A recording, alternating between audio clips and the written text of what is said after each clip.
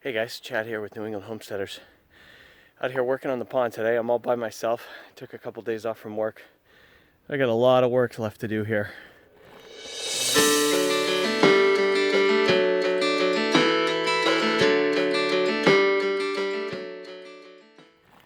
I'm sure you can't see in the video, but there's a whole bunch of orange X's on those trees over there behind me. Let's see, over in there. Most of those trees need to come out. But I'm using this winch. I wanted to show you guys this. I never even knew these things existed until just a couple weeks ago. My neighbor told me about it. I was gonna buy one of those grapples that goes on the back of the tractor that looks like a skidder grapple, you know, sort of like ice tongs or whatever. But you have to back right up next to the log, and you know, working in a swamp like this, especially when everything is thawing, can't always do that. So this is a winch. Let me show you how this works.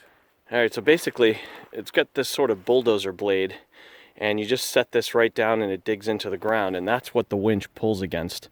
This one is a Normit Corporation Farmi winch, and I think it's rated for around 7,000 pounds or something. But it just connects to the PTO, the power takeoff on the tractor here, with this little flex coupler, and it just runs on a chain. I don't know if you can see in here, there's a big chain. If that focuses.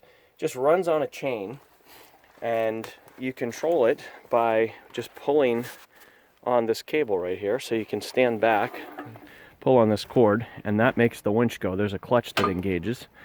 But the ingenious part about it, so you run this cable, there's about 160 feet of cable, and you run this cable out, and in this case I've gone to the furthest log, which is this one, and these chains just loop around. So you just slide this through. You can see you just slide this through the length. It's got this great little threading needle on the end, which makes it very easy to get it underneath the logs and then pull it through the hole. And then at the end of the winch cable, this little hook just hooks on there. And then if we follow along to the next log, it's got a slider, and you just thread that needle through the slider. And we'll go do that with this second one as well. Just pull this cable out over here. It's pretty muddy today.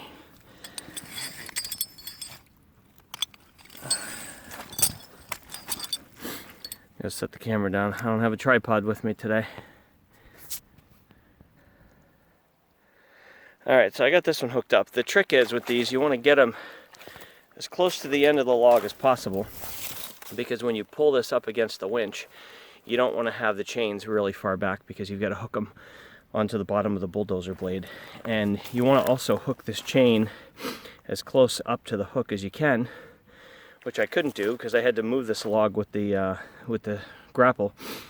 And when I set it down, it was on the chain. So we'll go ahead and pull this in.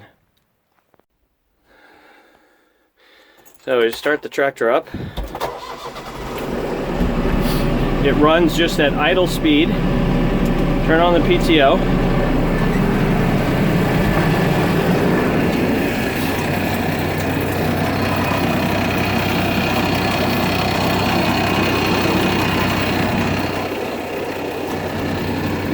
We step back a safe distance, and when you pull on this cable, this cord, it engages, and it's going to pull through to the furthest log till it gets to the second log, and now it's going to pull these together.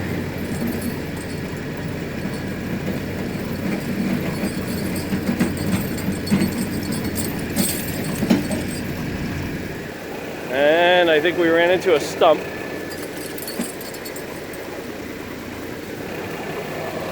So I'm probably going to have to back up and then just raise that winch up a little bit to get these up and over this stump. That's the problem. You can see how many stumps we got in here. Really been having to work our way around all of them. Alright, so what I did here is I backed right up next to this stump.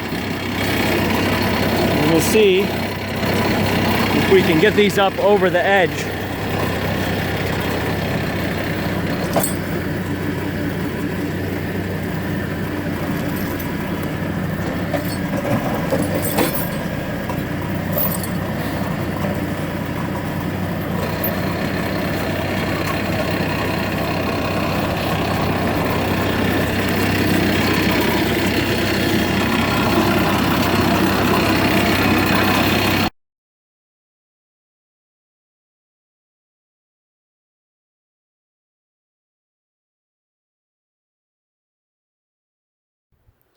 Yeah, so that was yesterday.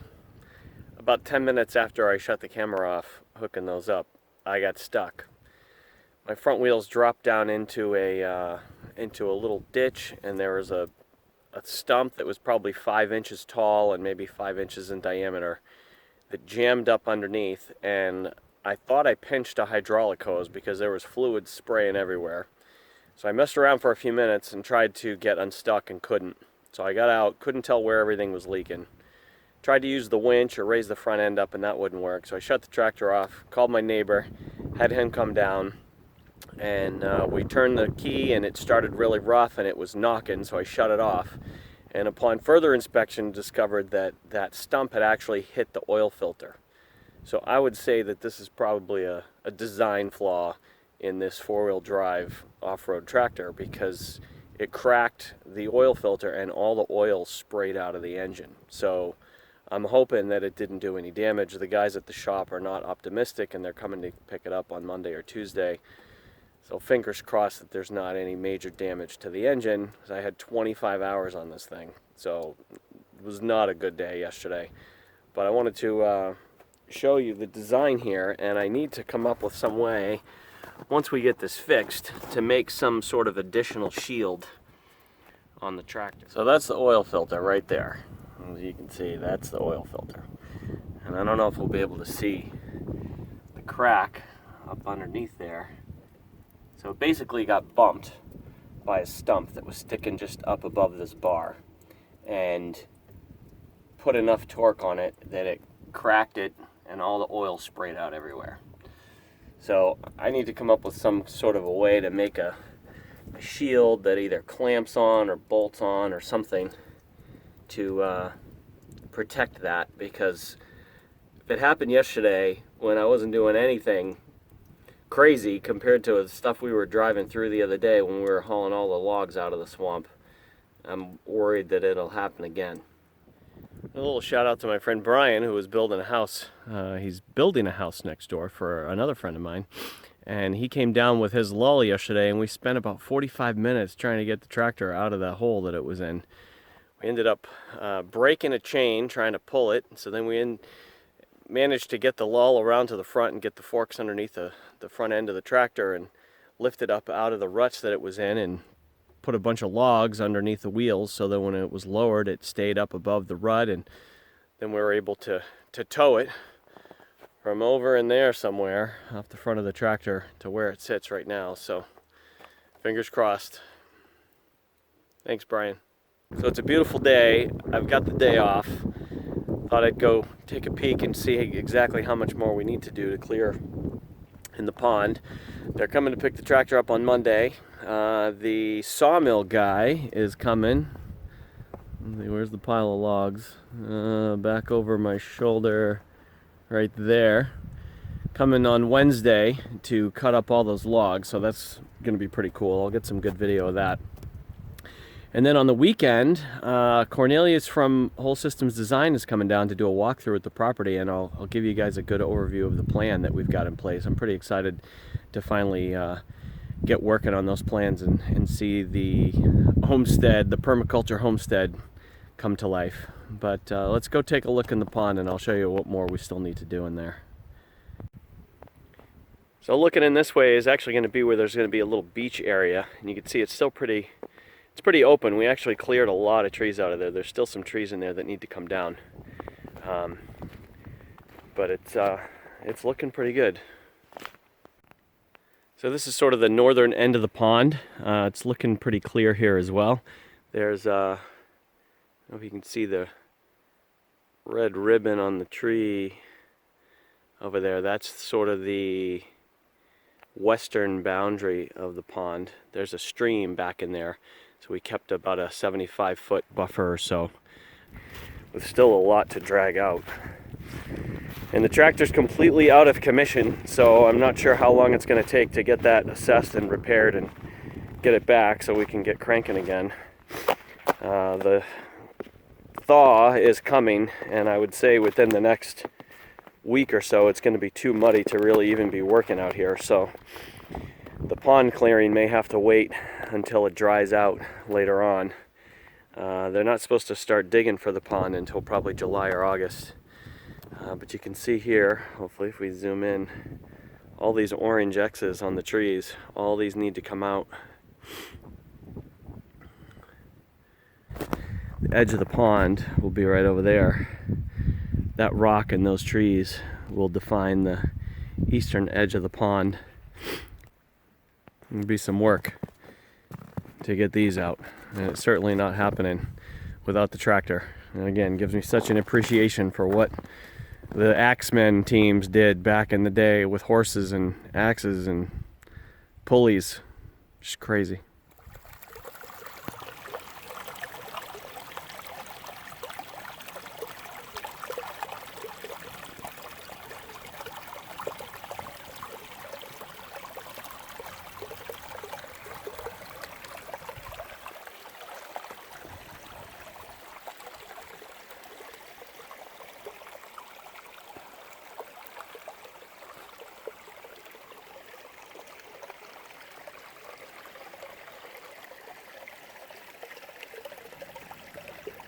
This will be our farm road that kind of curves up in between the orchard and the pastures, and then all this back up in here will be the pastures for the sheep and the goats, and maybe eventually a cow.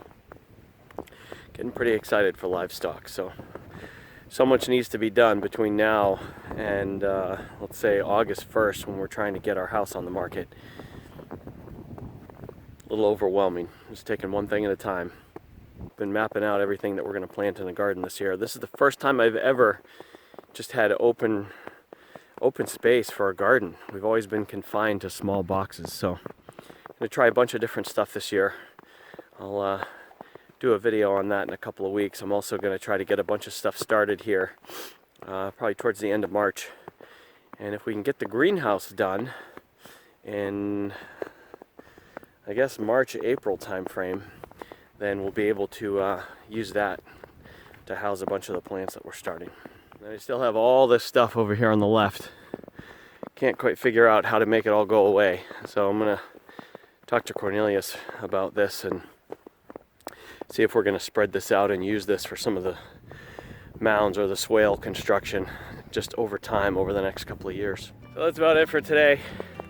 I'm gonna go run some errands. I'm running down to the county store to pick up a wood stove kit, one of those double barrel stoves. I got a bunch of free diesel fuel drums from a guy on Craigslist a while back, and I'm gonna make a couple of stoves. So I bought the kit.